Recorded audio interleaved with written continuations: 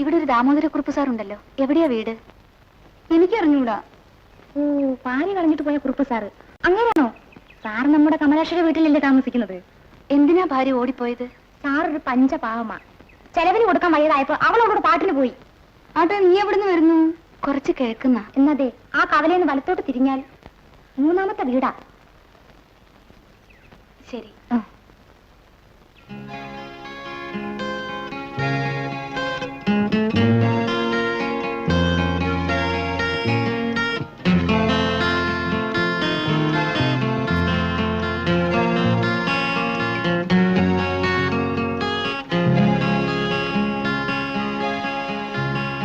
Sir, ആരും ഇല്ലേ ഇവിടെ? ആരാ അത്?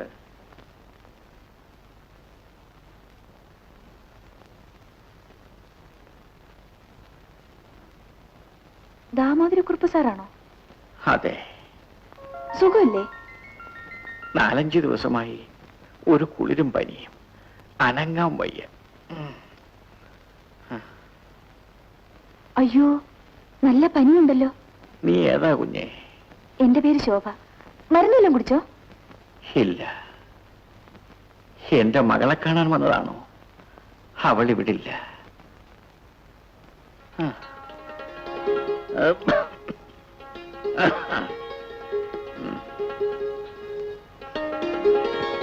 അരിഷ്ടം കുടിച്ചാട്ടെ.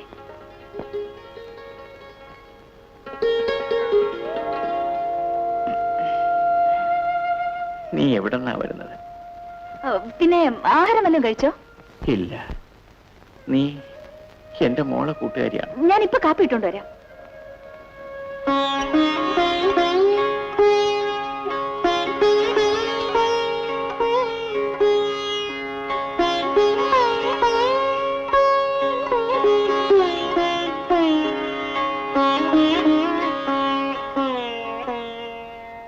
എഴുന്നേറ്റെ, ചായ കുടിക്കാം.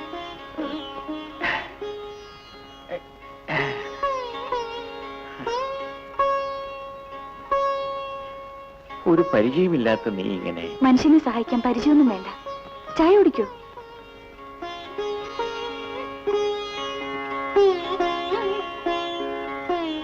മതി.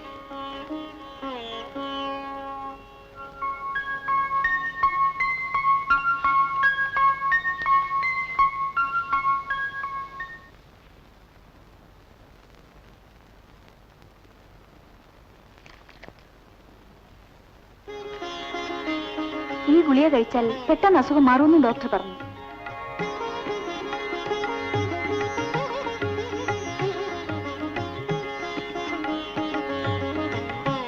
നീ എനിക്ക് വേണ്ടി എന്തെല്ലാം ബുദ്ധിമുട്ടും. ഞാനിപ്പോ നല്ല ചൂട് കഞ്ഞി കൊണ്ടുവരാം.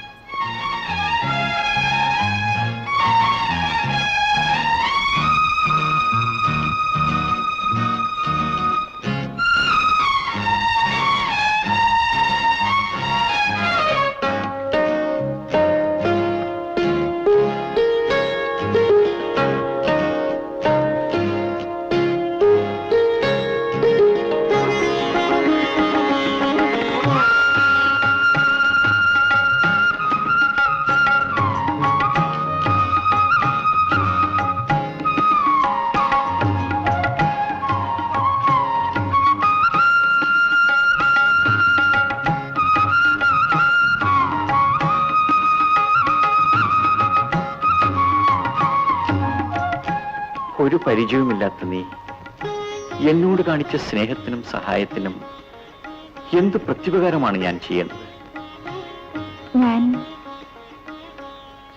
ഞാൻ ചോദിക്കുന്ന സഹായം ചെയ്യാമോ സാർ?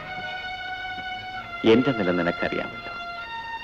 5-6 പിള്ളേർക്ക് ട്യൂഷൻ കൊടുത്താണ് ഞാൻ ജീവിക്കുന്നതും എന്റെ മോളെ പഠിപ്പിക്കുന്നതും. എനിക്ക് പണമൊന്നും വേണ്ട. പിന്നെ ഞാനിവിടെ ഇവിടെ താമസിച്ചോളാം. എന്തിന്? സാറിന് ഒരു കൂട്ടായിട്ട്. അല്ല, ഈ പെണ്ണനി ഇവിടുന്ന് പോയില്ലേ? ഇല്ല, എന്റെ സൂക്കേട് ഭേദമായിട്ട് പോകാമെന്ന് കരുതി. എന്നാലും ഊരും പേരും അറിയാത്ത ഈ പെണ്ണിനെ ഇവിടെ ഇങ്ങനെ താമസിപ്പിച്ച ആളുകൾ ഒന്നിനൊന്നും പറയില്ലേ? എന്തോ പറയാനാ? പണ്ടേ തന്നെ സാറിന്റെ ഭാര്യ ഓടിപ്പോയതാ. ഇപ്പോൾ ഒരു പെണ്ണിനെ രഹസ്യമായി വെച്ചുകൊണ്ടിരിക്കുന്നതെന്നാണ് നാട്ടുകാരുടെ ജനസംസാരം. ഇത്രയുള്ളോ? അത് ഞങ്ങൾ സഹിച്ചോളാം. നിങ്ങൾ മാത്രം അങ്ങനെ സഹിച്ചാ പോരല്ലോ.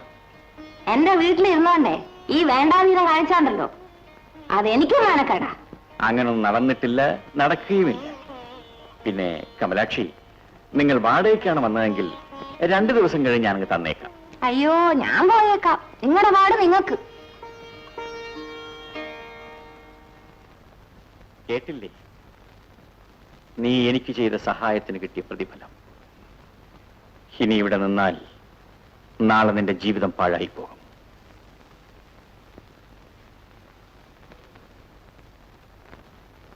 ഏതായാലും ചീത്തപ്പേര് കേട്ടു. ഇനി ഞാനിവിടെ ഒന്നും പോകുന്നില്ല. എന്താ നീ പറയുന്നതിന്റെ അർത്ഥം? ഞാൻ ഒരിക്കലും അങ്ങേക്കൊരു ഭാരമാവുകയില്ല. മഠൈ, നീ ആരെയെങ്കിലും ഒരു ചെറുപ്പക്കാരനെ വിവാഹം കഴിച്ച് സുഖമായി ജീവിക്കേണ്ടവളല്ലേ? വേണ്ട, അങ്ങനെ വിവാഹം കഴിച്ചാൽ അതെനിക്ക് സന്തോഷമാണ്. നിനക്ക് ഭ്രാന്തുണ്ടോ? അതോ നീ നേരം പോക്ക് പറയുന്നു? സത്യമായി ഞാൻ പറയുകയാണ്, അങ്ങനെ ഉപേക്ഷിക്കരുത്. ഒരിക്കലും ഞാൻ അങ്ങേ ബുദ്ധിമുട്ടിക്കില്ല. ഒരു വേലക്കാരിയായി ഞാനിവിടെ കഴിഞ്ഞോളാം. എനിക്ക് വേറെ ആരുമില്ല. എന്നെ പറഞ്ഞയക്കരുത്.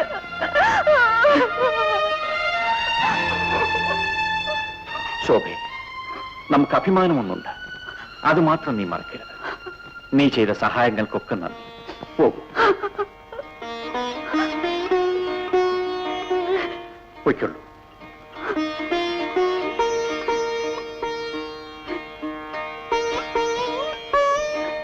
ശരി, പോകാം. ഈ മാനക്കേടുമായി ഞാൻ ജീവിക്കുമെന്ന് സാറ് വിചാരിക്കണ്ട.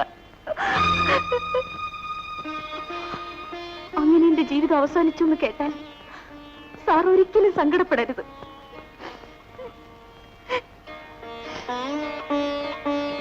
ശോഭേ,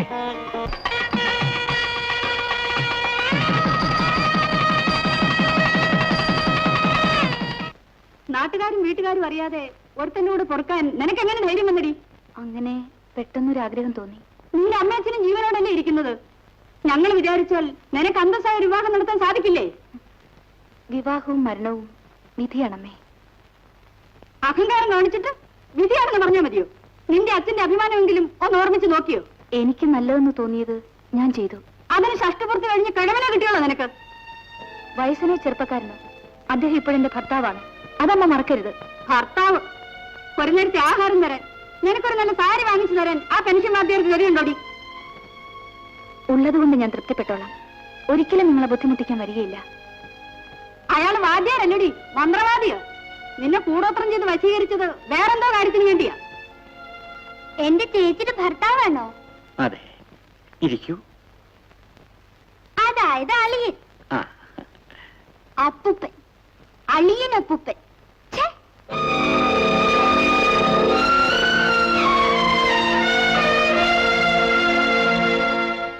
ശരി, നടന്നു.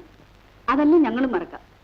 അയാൾ വല്ല സാരിയോ മാലയോ വാങ്ങി തന്നിട്ടുണ്ടെങ്കിൽ അത് അയാൾ മുഖത്ത് വലിച്ചെറിഞ്ഞു കൊടുത്തിട്ട് ഞങ്ങളുടെ കൂടെ വാ. ആരെങ്കിലും അമ്മയോട് ഇങ്ങനെ പറഞ്ഞാൽ അമ്മയുടെ മറുപടി എന്തായിരിക്കും? നിന്നെ കൊന്നുകളെ. ഇവിടെ ഈ അഹങ്കാരം കേട്ടിട്ടും നിങ്ങൾ ഒരു അക്ഷരം പറയുന്നില്ലല്ലോ. അച്ഛൻ വക്കീലാണ്. പ്രായപൂർത്തിയായ ഒരു പെണ്ണിന് അവൾക്ക് ഇഷ്ടമുള്ളൊരു വിവാഹം കഴിക്കാം. ആമേ correct daddy? Correct baby, you are always correct. മക്കളെ വളർത്താനുള്ള ചുമതലയെ അച്ഛനമ്മമാർക്കുള്ളൂ. അവരുടെ കാര്യങ്ങൾ ഇടപെടാൻ അവർക്ക് അവകാശമില്ല. ഡാഡി, ഊണ് കഴിക്കാം. കുറച്ച് വിഷം നടി കഴിക്കാം. ഇങ്ങ് അകത്തോട്ട് കാര്യങ്ങൾ സംസാരിക്കാമല്ലോ. ഇത്രയും പ്രായമുള്ള തനിക്ക് നാണമില്ലായിരുന്നോടോ? കിളി പോലെയുള്ള എന്റെ മോളെ മയക്കിയെടുക്കാൻ. മീനാക്ഷി, ഓ പാടാ.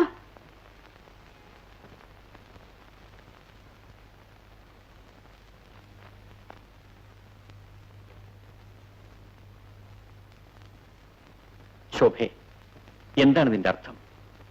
എത്ര നാളത്തേക്കാണ് ഈ നാടകം? ജീവിതം അവസാനിക്കുന്നത് വരെ.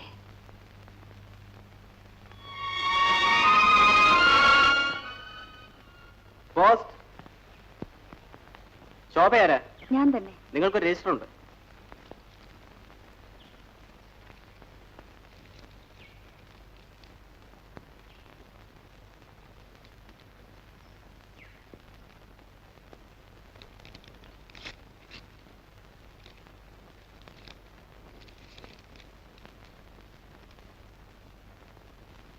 എന്താ അത്? ഒരു സന്തോഷ വാർത്ത. നമ്മൾ വലിയ പണക്കാരായി.